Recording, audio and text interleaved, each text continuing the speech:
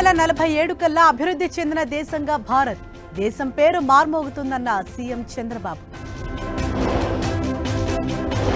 ఏపీలో మున్సిపల్ ఎన్నికల హీట్, హిందూపురం, తిరుపతిలో హై టెన్షన్.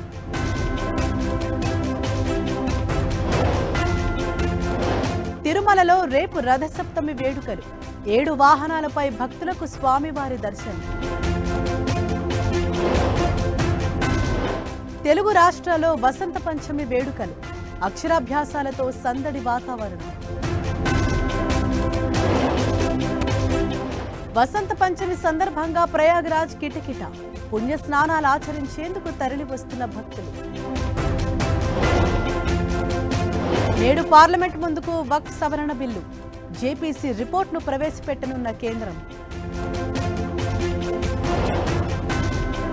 నేటితో ఢిల్లీ అసెంబ్లీ ఎన్నికల ప్రచారానికి తెర, చివరి రోజు రంగంలోకి పార్టీల అగ్రనేతలు.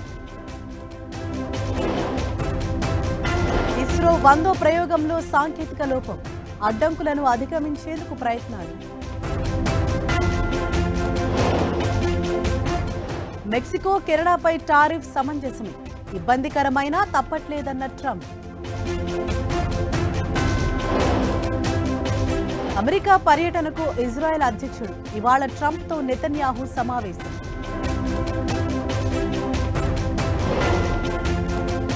ఈశాన్య ఆస్ట్రేలియాలో కుండపోత వర్షాలు, ముంపు వాసులను అప్రమత్తం చేసిన అధికారులు. స్టాక్ మార్కెట్లపై బడ్జెట్ ఎఫెక్ట్, నష్టాల్లో ట్రేడ్ అవుతున్న సూచీలు.